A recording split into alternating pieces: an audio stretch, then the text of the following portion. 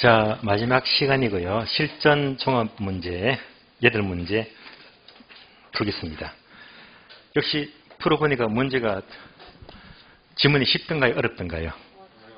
어렵게 정상입니다. 실전 모의사만큼은 여러분들이 틀리는 걸 즐기세요. 왜? 지금 즐겨야지 실전에서 안 틀리거든요. 여러분들이 원래 분명 시험 치러보시면 우리 원래 시험 학교론 문제가 눈에 익은 지문도 많이 보이지만은요, 눈에 익지 않은 문제도 많이 보일 겁니다. 그래서 이 실전 테스트 문제는 눈에 익지 않은 이런 연습을 많이 해야지 실전에 강해지거든요. 그래서 지금은요, 많이 틀릴수록 기분 좋아하세요. 예, 틀리는 게 좋은 겁니다. 경험을 하셔야 됩니다. 바로 문제 보겠습니다. 자, 1번은요, 부동산 문제를 물어요. 정책이죠. 자, 부동산 문제는 부동산과 인간과의 관계 악화에서 발생하는 문제를 말하는데 크게 두 가지, 토지 문제와 주택 문제로 나누어진다. 이 중에서 주택 문제에 관한 설명으로 가장 옳은 것은, 주택 문제에 옳은 것 묻습니다. 자, 우리나라의 질적 주택 문제는 양적 문제에 우선하여 해결할 문제다. 앞뒤가 바뀌었어요. 양적 문제부터 먼저 해결돼야지 다음에 더 크고 나은 주택을 선호하잖아요. 단어가 바뀌었어요. 양적 문제가 먼저고 다음에 질적 문제를 해결해야 됩니다. 그럼 이제 양적 문제가 하면 인구를 돌리시고, 대표적인 게 인구가 자꾸 늘어나니까. 다음에 질적 문제는요, 소득 증가죠. 소득이 자꾸 늘어나니까 더 크고 좋은 아파트를 선호하잖아요. 1번 틀렸습니다. 2번 소득 증가, 얘는 질적 문제네. 소득 증가, 생활 수준의 향상, 기존 주택의 노후와 주택 금융의 확대는 질적 주택 문제를 초래하는 요인이 된다. 자, 하나가 틀렸습니다. 질적 주택 문제는 소득, 생활 수준의 향상, 주택 용자가 확대되면 질적 주택, 더 크고 좋은 집을 선호하지만 기존 주택의 노후화는요, 양적 문제예요. 기존 주택의 노후화는 양적 주택 문제가 되니까 얘가 틀렸죠? 틀렸습니다. 3번과 4번을 묶어줄래요. 3번과 4번은요, 공가 현상을 묻습니다. 공가 현상은 우리 과거의 초창기에 공가 현상이 출제가 된 적이 있어요. 아주 오래전 문제라서 지금은 큰 의미가 없지만 그래도 과거에 나왔기 때문에 일단 알아둘 필요는 있습니다. 그러면 공가 현상은요, 이대로 설명이 또 어렵고 제가 핵심 요약집 보니까 안 나와요. 안 나와서 제가 따로 뒷페이지 보시면 뒷페이지. 자, 뒷페이지 좀 메모되어 있죠. 참고. 작은 글씨로. 예, 요거 이제 제가 정리했거든요. 참고 1, 참고 2. 참고 1만 보겠습니다. 공가 현상. 자, 공가 현상. 공가 종류가 4가지입니다. 1번 마찰적 공가, 2번 의도적 공가, 3번 통계적 공가, 4번 주택의 방기 여성 4가지입니다. 여기서 여러분이 꼭 알아야 될 거. 1번을 알아야 됩니다. 1번 제목만 밑줄하세요. 마찰적 공가 밑줄. 마찰적 공가. 그러면 마찰적 공가에다가 이렇게 적어줄래요. 화살표 끌어들여가지고 똑같은 말로 필요 공가입니다.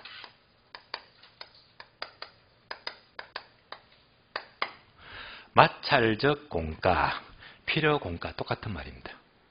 그럼 이제 얘가 뭘 말하느냐.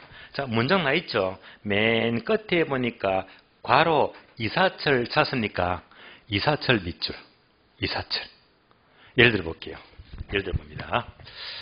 자, 어떤 주택이 있는데 여러분이 살고 있어요. 근데 이사를 가요.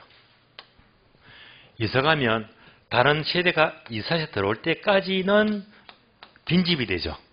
얘가 바로 필요공가. 이사 가면 꼭 필요한 공가가 생기는 거잖아. 얘가 바로 마찰적 공가예요. 그러니까 이사 갔다 들어온다. 열흘이건 보름이건 한 달이건 일시적으로 필요한 공가가 생겼잖아. 얘가 바로 필요공가.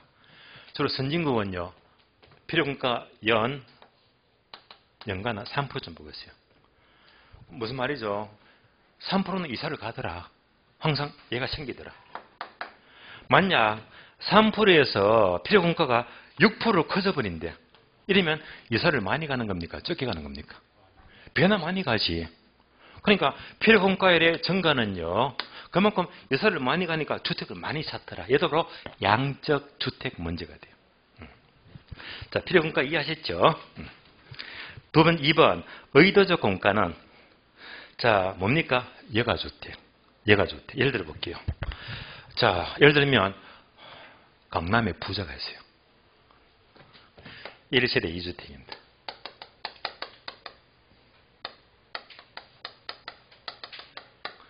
그럼 이 사람은요, 강남에 아파트에 거주하고요. 다음에 경기도 경치 좋은데 가평에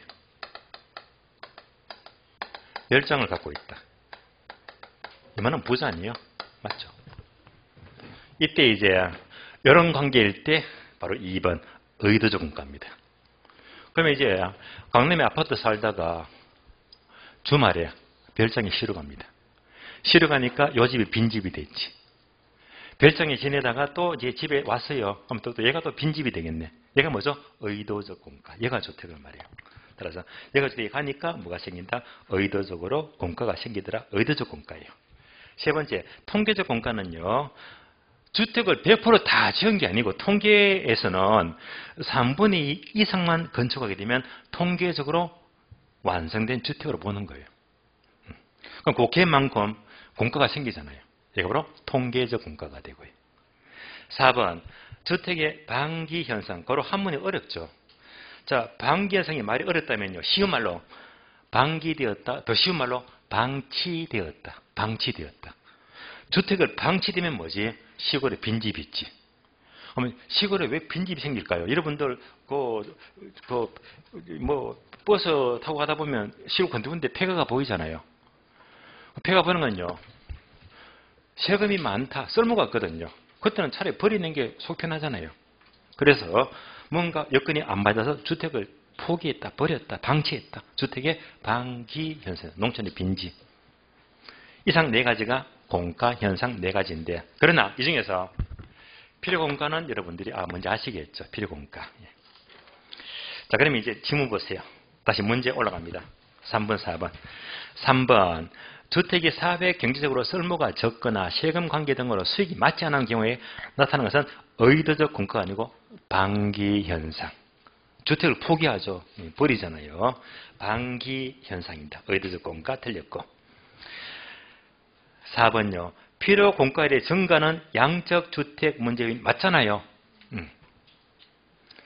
계속해서 폐기된 주택이나 이농 현상으로 인한 농촌의 방기 주택은 필요 공가에 대해 산입되지 않는다. 맞습니다. 필요 공가는 이거잖아요. 이사 갈 때 빈집이지 버린 집, 방기된 집은 필요 공가에 포함시키지 않습니다. 맞습니다. 정답 4번. 5번 질문요. 자, 밑줄입니다. 연간 소득에 대한 주택 가격 비율 PIR 밑줄.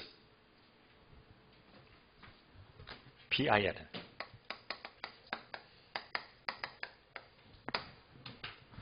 얘를 또 다른 책에서는요. 똑같은 말로 이꼴 PY 비율 이렇게 불러요. PY 비율이다.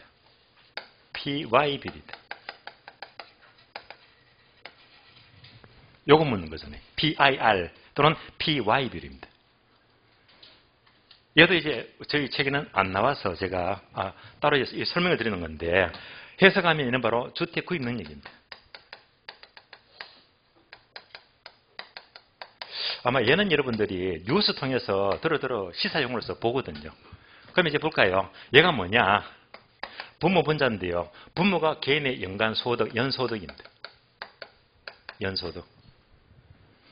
분자는요, 주택 가격입니다. 그러니까 이제 가격이니까 P가 되고요. 소득은 Y를 가리키잖아요. 소득에 대한 주택 가격 비율이다. 얘가 바로 PIR 또는 PY 비율입니다. 이해가 안 되니까 예를 들어 볼게요. 어느 한 직장인의 연봉이 4천만 원입니다. 연봉 4천. 근데 집값이 2억이다. 이럴 수 있잖아요. 불러주세요. 얼마 나옵니까? 네? 와, 힘들었어요. 어려웠어요. 자, 5가 나옵니다. 5. 맞잖아요. 이때 P와 B로 5가 나와요. 이 말이 뭐냐? 연봉 4천 받아서 10원도 안 쓰고 꼬박 모게 되면 몇 년 만에 집 산다? 5년 만에 집 산대 말입니다. 뭔지 아시겠죠? 5년 만에 집 산대. 그런데 이거 참말입니까? 거짓말입니까? 거짓말이죠. 5년 가기 전에 금방 굶어 죽겠지. 사람인지라 4천만 원 벌면 적어도 반은 생활비 써야지. 그렇잖아요. 그러면 반은 생활비 쓰고 악착같이 모아서 반은 예금하자. 그러면 얘가 몇 년 되겠다? 예, 10년. 그러니까 반을 쓰고 반 모으면 10년 걸리잖아요. 얘가 우리나라 현실입니다. 그래서 옛날에는 우리나라에서 악착같이 모으면 10년이 산다 하는 얘기가 여기서 나온 거거든요. 지금은 집값이 크니까 더 이게 숫자가 늘어납니다. P와 B를 내용 아시겠죠? 다시. 연봉이 4천만 원이 아니고 이 사람 직업은 의사야. 변호사야. 연봉이 2억입니다. 연봉이 2억이다. 집값이 2억입니다. 얼마 나온다? 1. 이 사람은 1년 만에 집에 살 수 있다는 말이잖아요. 비교 되시겠죠? 결론. P와 B는 높으면 높을수록 잘 산다, 못 산다? 못 산다, 그죠? P와 B는 높을수록 못 사는 집구석입니다. 아시겠어요? 그러니까 이제 낮을수록 뭐지? 선진국. 높을수록 후진국. 낮을수록 대한민국. 높을수록 북한이잖아. 그러니까 이제 높을수록 뭐지? 저소득층. 이런 사람이 문제가 커져요. 문제가 커져. 요 문장에서 5번입니다. 자, PIRB이 낮을수록 틀렸지. 높을수록 저소득층이니까 양적 문제와 질적 문제를 가져온다. 틀렸죠? 옳은 것은 정답 4번입니다. 4번. 2번은 계산 문제네요. 계산 문제. 계산 문제 보게 되면 자, 계산 문제는 맨 끝에서 보니까 뭘 묻습니까? 지분 배당률. 지분 배당률은 얼마인가? 항상 계산 문제에서 공식 모르면 문제 패스하세요. 공식 모르면 어떻게 풉니까? 지분 배당률 하게 되면요. 분자 분모죠. 분모가 지분 투자기고요.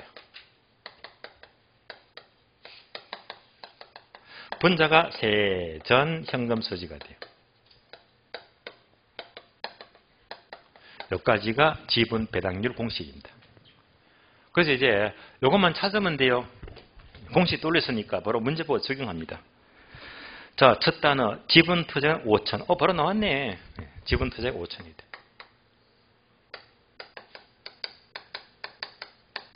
그럼 이제 세전 현금 수지만 찾으면 되겠네요. 그럼 이거 선을 흐름 아시죠? 현금 흐름 가능조소득에서 공실과 불량부채 빼고 기타 소득 더하고 그러면 유효조소득 영업 경비 빼면 순수기고요. 마지막으로 부채 서비스액 공제하면 세전 현금 수지가 나와요.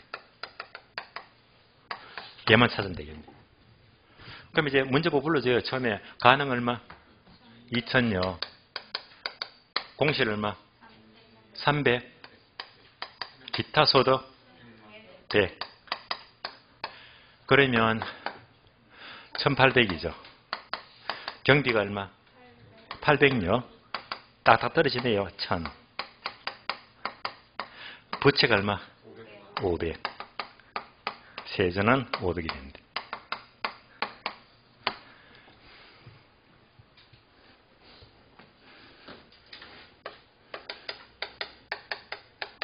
정답 10%. 정답 10% 1번. 3번요. 지역지구제 지정으로 인해 나타날 수 있는 현상에 대한 설명이다. 가장 옳은 것은. 자, 3번 문제는요. 지역지구제의 효과를 묻습니다. 효과. 자, 효과는 제가 누차 3월, 5월 속에서 늘 설명을 드렸는데 한 번 더 빨리 확인해 볼까요? 자, 지그재 효과인데요. 자, 이 그림 아시죠? 어느 직이 있어요?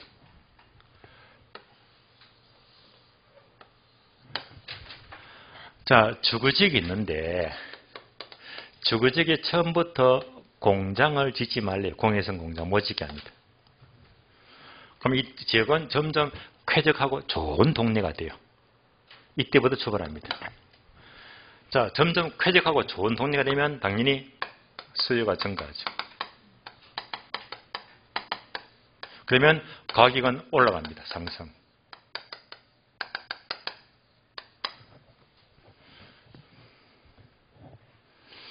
그러면 가격이 오르니까 공급은 증가하죠. 여기까지가 지역지구의 기본 효과다. 자, 이때 공급은 단기라고 했어요, 장기라고 했어요. 공급 장기 효과, 장기가 되고 앞에 거는 모두가 단기 효과다. 따라서 지역지구전은 동네가 좋아지니까 단기적으로 수요를 증가시키고 장기적으로 공급을 증가시킨다. 여기까지가 기본 효과인데 다시 공급을 증가시키는데 크게 세 가지 경우입니다. 첫 번째, 건축비가 일정하다. 비용 일정 산업이고요. 건축비가 상승하더라. 비용 증가 산업이고 건축비가 하락하더라. 비용 감소 산업입니다. 그래서 건축비가 일정하다. 건축비가 상승한다. 건축비가 내려간다. 모든 경우를 다 따져보자 말입니다. 이럴 때 자, 주택 가격 그리고 공급량은 어떻게 될까? 이건 제가 암기도 다 시켜드렸습니다. 자, 그래서 공급은 앞에서 답이 나왔네. 공급은 무조건 증가. 공급은 증가.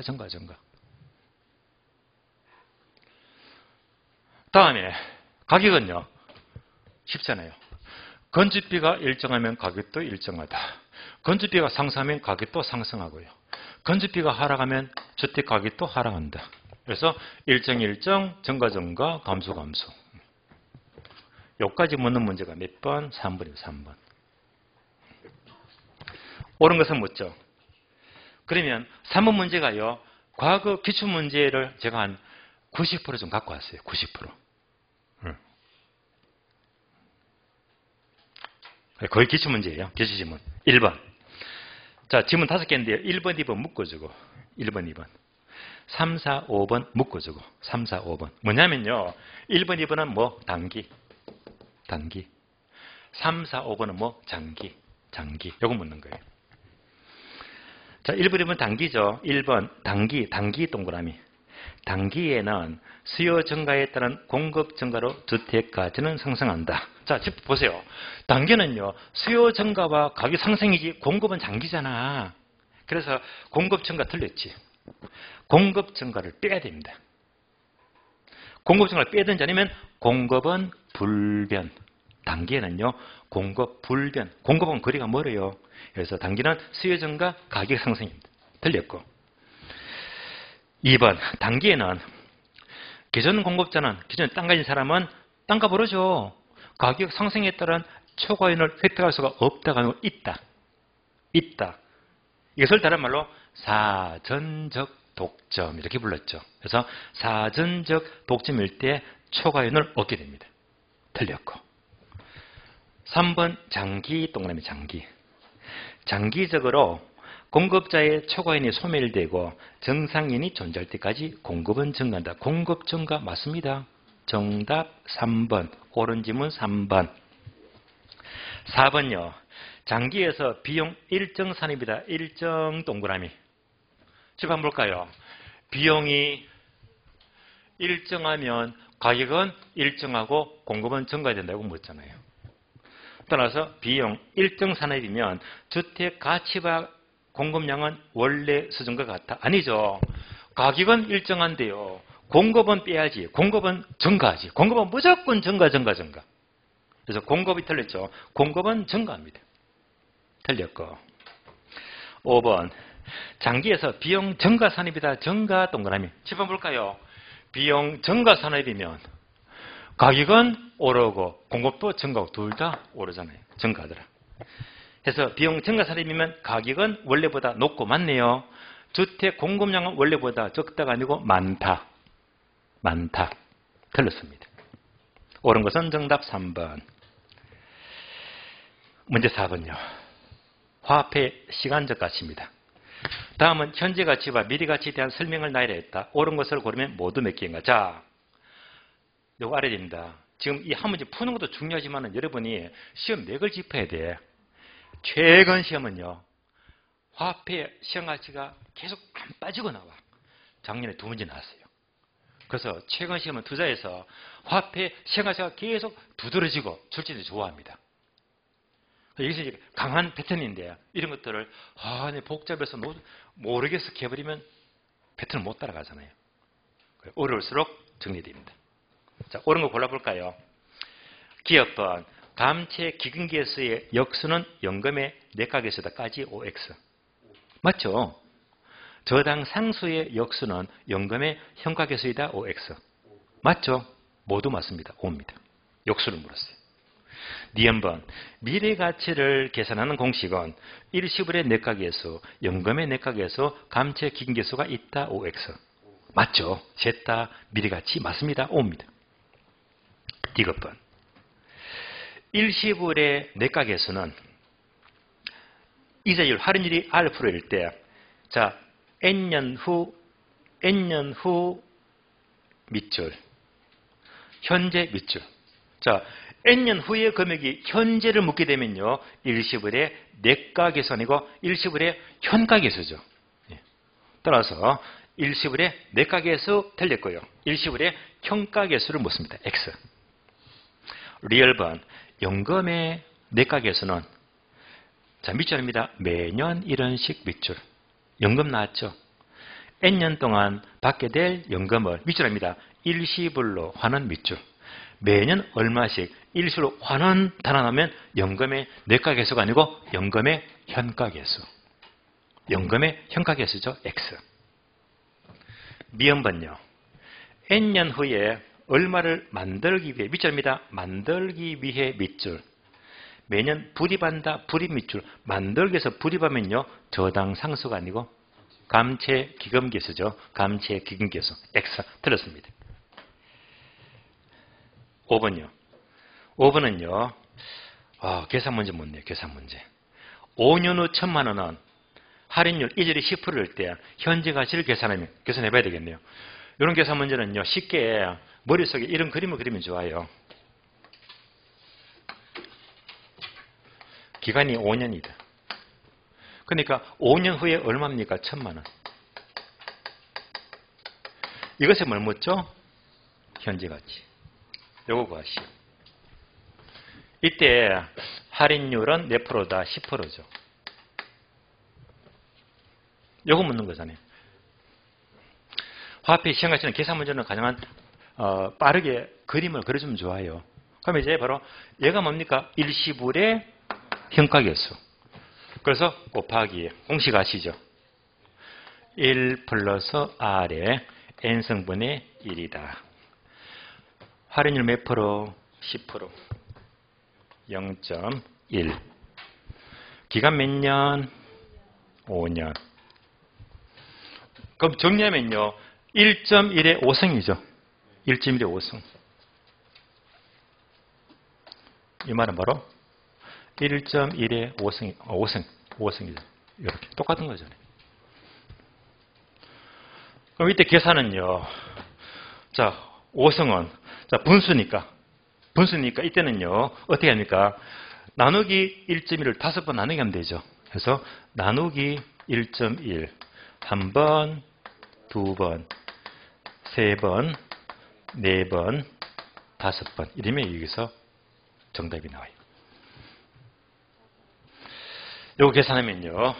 숫자가 620만 9,213원 해서 얘가 정답입니다. 6, 209, 213 정확히 나올 거예요. 옳은 지문입니다. 그래서 우리 시험은요, 이렇게 5년치를 계산하라. 계산 문제도 최근에 나온 적이 있습니다. 5년까지는요, 왔다리 갔다리 계산 빨리 쉽게 해야 됩니다. 자, 옳은 것은요, 기역번하고 니은번하고 비역번이죠. 정답 3개, 정답 3번입니다. 다음에 문제 5번. 자, 토지 이용에 대한 설명으로 가장 옳은 것은 토지 이용 활동을 묻네요. 이용 활동.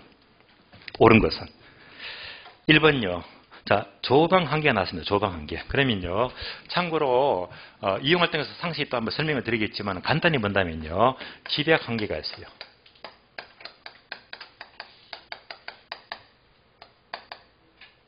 집약 한계. 다음에 조방 한계가 있어요. 그러면 얘는 바로 이윤 극대화 지점입니다. 이익이 가장 많아요. 조방 한계는요, 지배도가 가장 낮다 해서 손익분기점입니다. 이익이 제로가 돼요. 얘는 이익이 제로가 되고 얘는 이익이 100% 가장 커지는 지점입니다. 이때 이윤 극대화 지배 한계 조건은 뭐냐? 바로 한계 수입 이꼴 한계 비용입니다. 한계 수입 이꼴 한계 비용.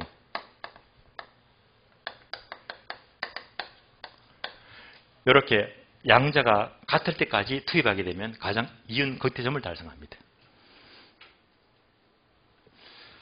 손익분기점은요, 총수입 이꼴 총비용입니다.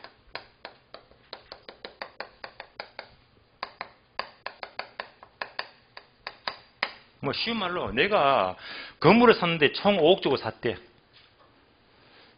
5억 주고 샀대. 비용 5억 주고.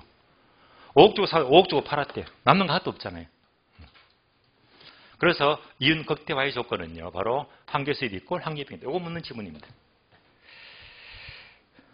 자, 그래서 1번. 투입되는 한계 비용과 한계 수입이 일치될 때까지 추가 투입된 경우는 조방 한계가 아니고 집약 한계. 집약 한계 설명이죠. 집약 한계. 참고로요, 지문 5개죠. 1번하고 2번하고 4번이 있죠. 1, 2, 4번은요, 과거에 출제가 되었어요. 2번, 리카르도의 차액지대로는 토지의 수학체감 법칙을 적용을 배제로 한 것이다. 배제한 게 아니고 전제로 하고 있죠. 예, 배제한 게 아니고 전제로 하고 있습니다. 틀렸고. 3번, 4번, 5번 묶어줍니다. 3, 4, 5번. 3, 4, 5번이 바로 토지와 자본의 대체 관계를 따지는데요. 3, 4, 5번은요, 우리 프린터 뒷페이지 보세요. 뒷페이지. 자, 맨 끝에 참고 있죠. 공과 현상은 받고 참고 2번. 참고 2번 작은 글씨 보게 되면 생산 요소의 대세성과 도시시대. 도시시대. 자, 얘는요, 1번, 2번, 3번, 4번 나오는데 간단히 설명해 드릴게요. 그림 본 다음에 지문 보겠습니다.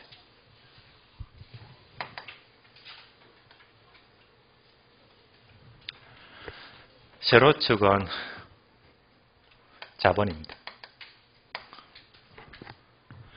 가로축은 토지, 토지와 자본. 얘가요, 중심지, 시내 한복판입니다. 이때 토지와 자본의 관계는 우하향입니다. 자, 우하향은요, 비리 관계를 말해요, 반비리 관계를 말해요. 반비리 관계죠. 상식적으로 보세요. 상식적으로. 강남의 땅값 평당 3억 4억 하잖아요. 그러니까 자본이 엄청 투입이 됩니다. 땅값 비싸다 말입니다. 근데 땅은 많이 못 사. 중심지는. 그래서 중심지는 땅값 비싸고 땅은 얼마 살 수가 없어요. 외곽지로 갈수록, 촌으로 갈수록 땅값은 사고 땅을 많이 살 수 있잖아요. 그러니까 얘가 무슨 관계? 반비리 관계. 자본을 많이 투입하면요, 땅을 적게 사야 됩니다. 중심지. 외곽지는 땅값 적게 주면서 땅을 많이 살 수 있잖아요. 그러니까 얘는 어떻게 움직인다? 반대로 움직이더라. 그래서 무슨 모양? 우하향 모양입니다.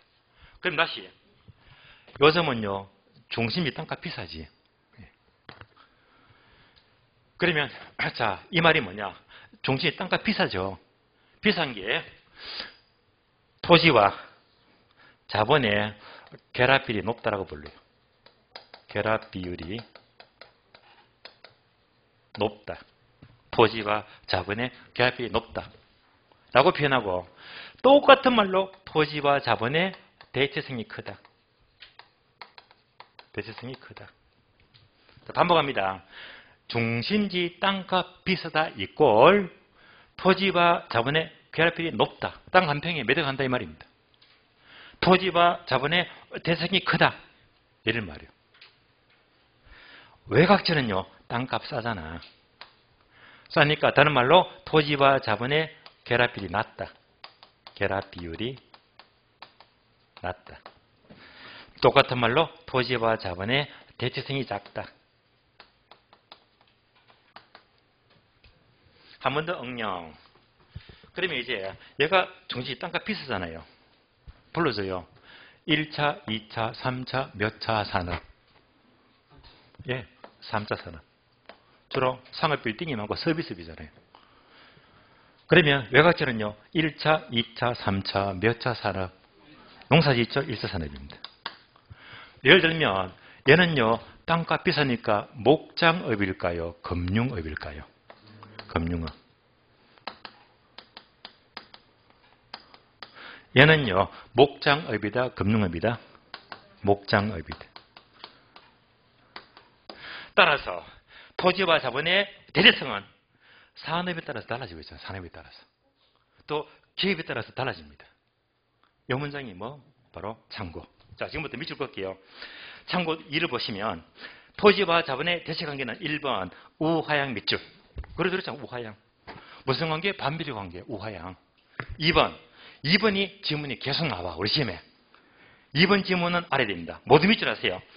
토지와 자본의 결합 비율은 도심으로 갈수록 높다. 높다. 동그라미. 우리 시험은 자꾸 보는 것이 도시에서 낮다 하면 틀린 말이야. 얘는 잘 나와요. 높다. 똑같단 말이 이꼴 토지와 자본의 대체성이 크다. 4번요. 생산 요소의 대체성은 밑줄 하세요. 기업이나 산업의 종류에 따라서도 달라진다. 달라지지 않는다면 틀리면 달라진다. 그러니까 이렇게 산업에 따라서 또 기업에 따라서 달라지고 있잖아요. 자, 그러니까 이제 정리했으니까 다시 질문 봅니다. 페이지 3번, 4번도 묶었잖아요. 3번, 만약 토지와 자본을 투입해서 생산한다면 이들의 관계는 우하향방이다. 맞죠? 정답 3번. 4번요. 도심지 건물이 고층화된다는 것은 중심지니까 토지와 자본의 결합이 낮다가 아니고 높다. 높다. 틀렸습니다. 5번요. 금융업은 토지와 자본의 대체성이 작다가 아니고 크고 목장업은 대체성이 작다. 옳은 것은 정답 3번입니다. 이어서 6번. 자, 화폐 시행가치 계산 문제죠. 최근에 자꾸 화폐 시행가치를 많이 물으니까 오늘은 문제를 2문제 집어넣었거든요. 계산 문제. 6번 문제는요. 문제가 어려워요. 까다로워요. 그런데 이런 비슷한 문제가 최근에 나왔거든. 비슷하게 출제되고 있는데 여기까지는 아는 게 좋은데 여러분들이 좀 어려울 거예요. 물론 비슷한 문제를 계산 특강에서는 풀어드린 적이 있는데 계속 반복합니다. 6번 문제 보기 전에 항상 어떻게 합니까? 이거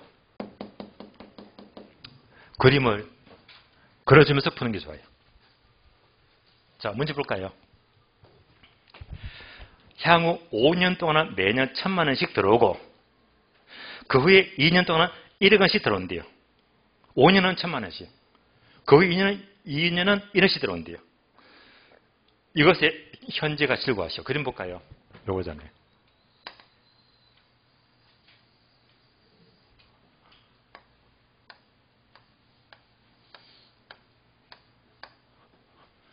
자, 5년 동안은 1,000만 원씩 들어온대요. 1,000만 원씩. 1,000만 원. 1,000만 원.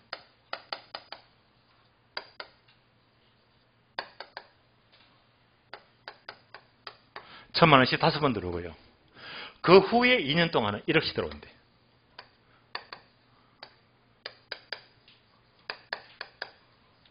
자, 그림 쉽죠? 그림 이제 감 잡히잖아요. 이것이 모든 현재 가치를 구하시오. 현재 가치. 그림 보니까 돈의 흐름이 천 다섯 번 들어왔죠? 얘가 1번. 자, 그 후에 1억 들어왔대. 2번. 돈의 흐름이 한 번, 두 번. 계산 두 번 해야 됩니다. 따로따로. 근데 문제는요. 얘는 쉬운데 1번은 쉬워요. 근데 얘가 까탈스럽다. 힘들어요. 그래서 2번에서 이제 부담이 돼요. 자, 1번부터 갑니다. 1번.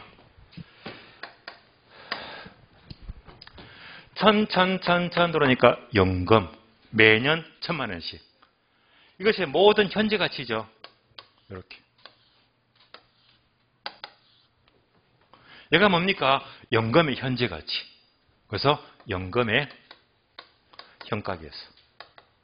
기간 몇 년? 5년. 그러면 다음 페이지 보세요. 다음 페이지 보니까 표가 나와요.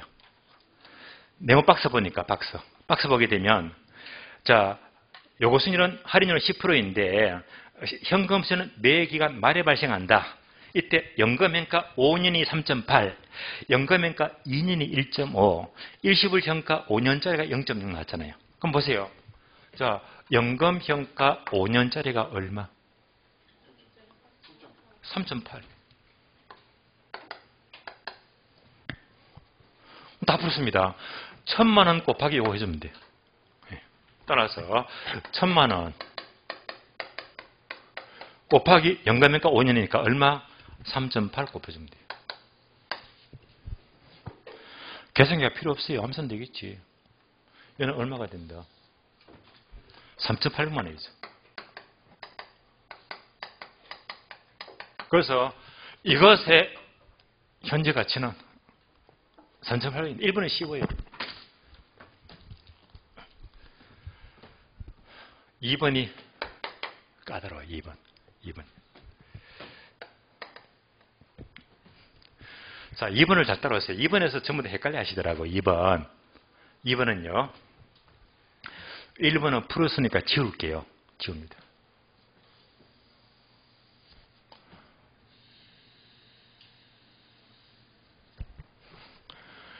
이것의 현재 가치. 잘 보세요. 1억이 2번 들어왔어요. 7번 들어왔어요. 2번 들어왔지요. 연금이 얼마? 2번. 그래서 한 번, 2번. 얘가 연금이잖아요. 그러니까 여기까지가 뭐지? 자, 연금의 현가계수. 몇 년? 2년. 연금의 현가계수. 그리고 이때부터 현재 가치는 연금이 아니고 일시불의 현가계수입니다. 일시불의 현가계수. 몇 년? 5년.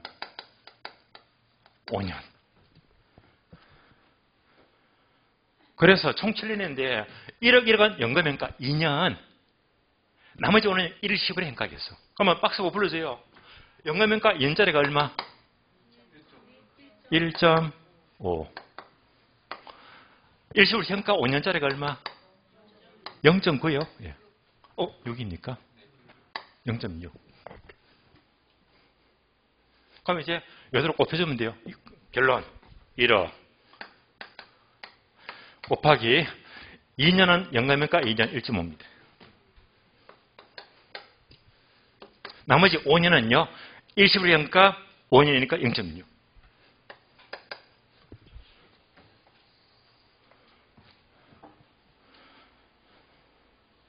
그러면 9천만 원 나와요.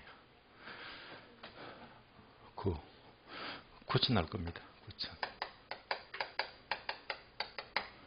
전부 다 합하면 현재 가치가 얼마?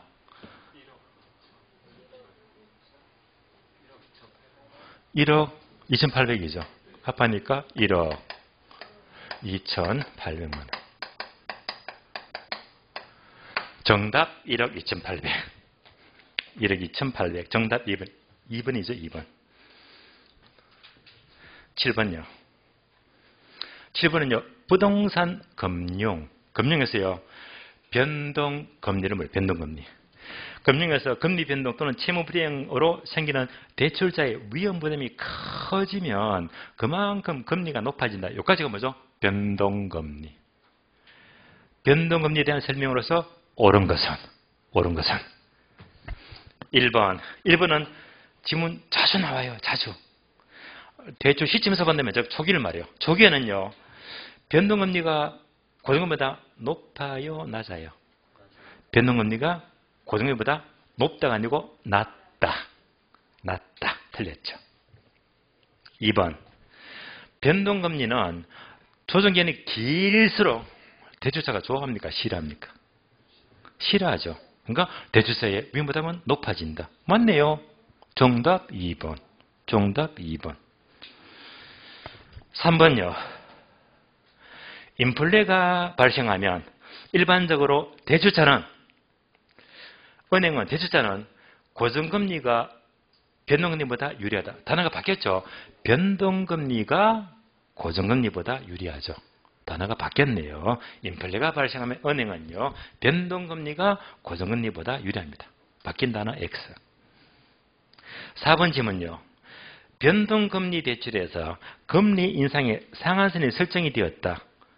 금리 인상의 상한선. 이 말은 뭐냐면 이해하셔야 됩니다. 자 보세요. 변동금리가 뭡니까? 인플레가 발생하면 금리가 이렇게 쭉 올라가는 게 변동금리잖아요.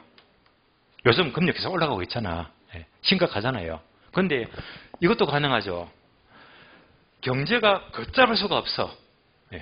다시 말하면요. 막 물가가 막 폭등합니다. 계속 이렇게.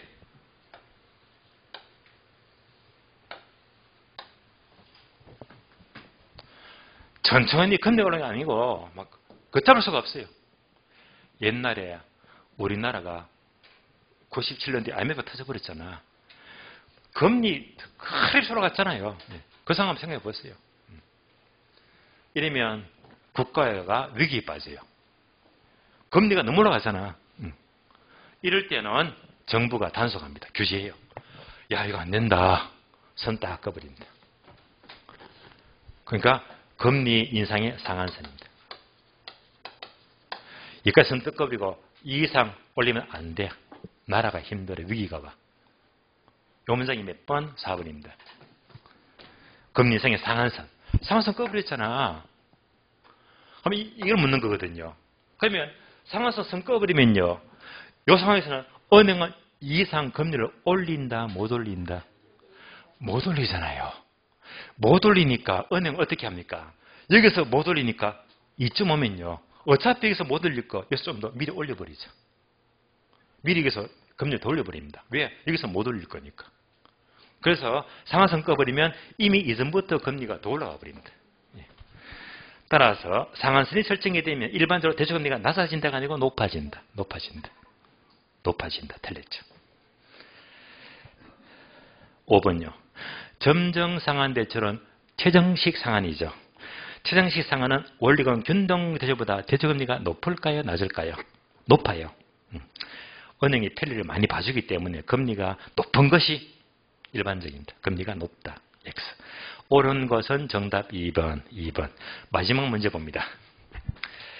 부동산 가격 지원책의 설명이다. 옳은 것은 모두 몇 개인가? 자, 이 문제도 흐름을 잡아야 됩니다. 이 문제 한 문제 푸는 게 중요한 게 아니고 자꾸 연습해야 돼. 왜냐? 우리 시험은요. 작년 32에 지원칙이 안 나오고 즉 지역 분석가 10번씩 나왔습니다. 그러니까 지원칙이 최근에 좀 소홀히 했거든요. 그러니까 올해부터 이 부분요. 지대한 관심을 가져야 됩니다. 왜? 여러분의 한 문제 득점을 위해서 지원책 문제 많이 풀어봐야 됩니다. 자, 옳은 것은 모두 몇 개인가? 연습합니다. 기업번. 체유이용과 관련된 대내적 원칙은 수익, 최근 체감, 기회원칙, 경제원칙이 될 수 있다. 자, 얘는요. 제가 감정평가에서 정리해드렸습니다. 가격 지원식의 가장 중심이 되는 원칙은 최유효 사용의 원칙이다. 얘가 중심이잖아요. 항상 최사 원칙만 나왔다면, 자, 기본적으로 자, 최사의 바탕이 되고 토대가 되는 원칙이 있고요. 최사의 내부 원칙이 있고 다음에 제사의 외부 관행 원칙이 있다. 얘는요, 정리했고 암기를 시켜드렸어요. 첫 번째, 제사의 토대가 되고 바탕이 되는 원칙은 시간 법칙이다. 변동의 원칙과 예측의 원칙입니다. 자꾸 반복하셔야 됩니다. 그리고 제사의 내부 원칙은 종류가 많아서 제가 암기를 시켜드렸어요. 어떻게? 형수가 임신했다. 들어보셨죠? 형수 애배기. 그래서 형수배기.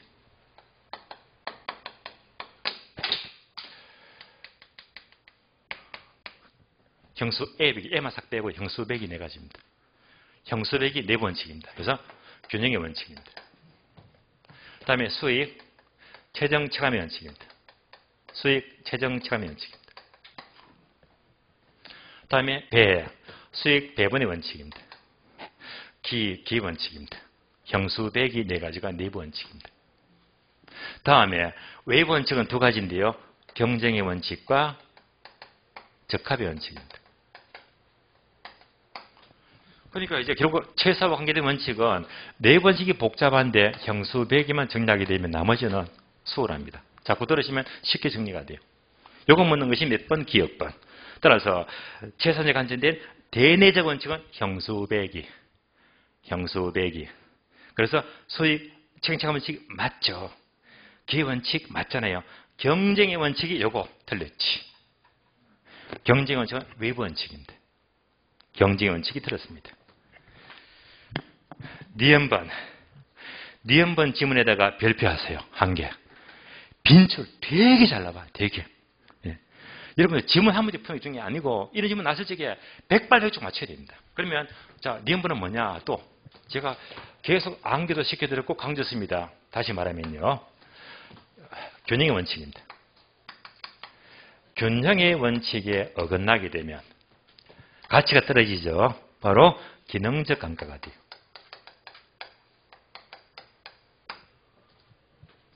이것을 분석하는 것은 내부적인 문제니까 뭐가 되지? 개별 분석입니다.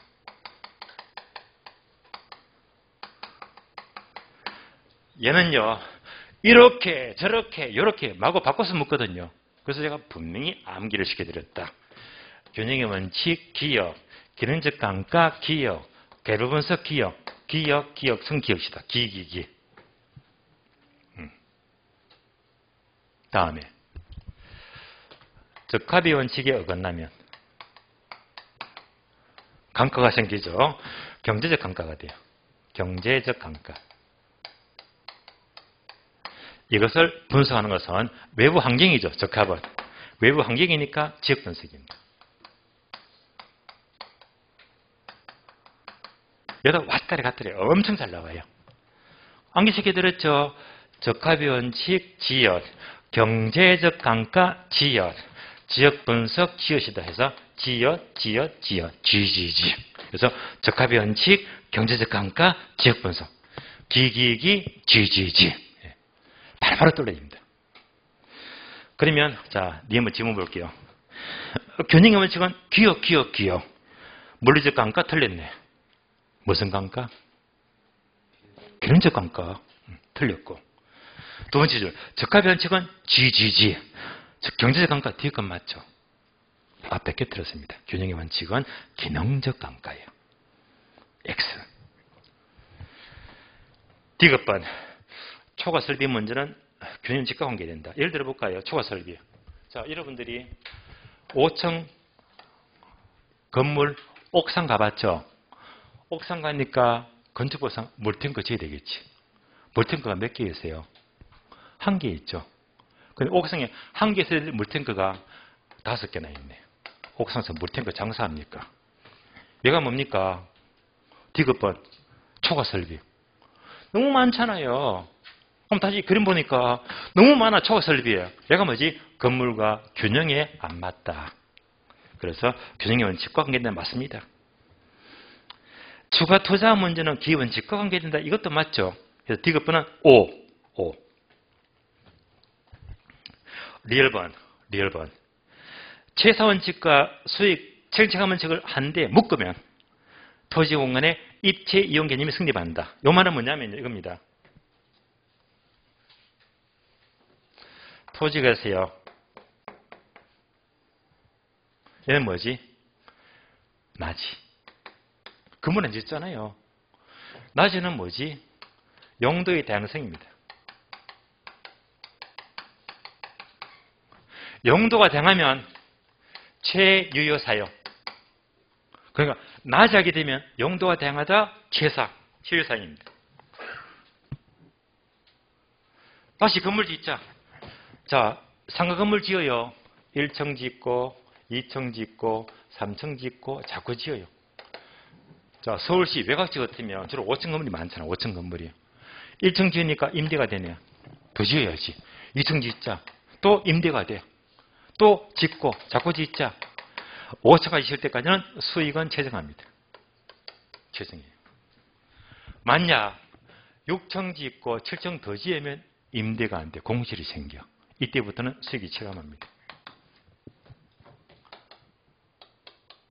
따라서 낮이는 최소 상태, 최사원칙과 수익 체감원칙을 한데 묶게 되면 이렇게 입체 공간, 입체 용률의 근거를 제시합니다. 맞는 말입니다. 또 최사원칙은 낮이를 말하고 여기다가 체감원칙을 한데 묶으면 입체용 개념이 성립한다. 옵니다. 미연번 3방식의 가장 기초가 되는 가계조정은 대천칙이다. 기초 문장이죠. 3방식의 근거 대천칙 맞습니다. 옵니다. B번 부지와 건물의 적합한 상태를 분석하는 것은 적합의 원칙이 아니고 균형의 원칙이죠. 균형의 원칙. 부지와 건물의 부적합은요, 균형이 안 맞아요. 적합 틀리고 균형의 원칙입니다. 자, 옳은 것은요, 그러면 디귿번, 리얼번, 미연번이죠. 정답 3개. 3개가 맞습니다. 자, 실습문제 통해서 학교는 전체를 많이 끄집어내서요, 자꾸 반복해야 됩니다. 앞으로 또 발을 대면요, 계속 나옵니다. 기 나오고 지지 나와요. 한 번 듣는 게 자꾸 듣게 되면요, 그냥 지문이 익숙해져 버려요. 자꾸 이러면 들어야 됩니다. 자, 오늘 수고 많이 하실 거예요. 오늘은 여기서 마치겠습니다. 자, 수고하셨습니다. 예.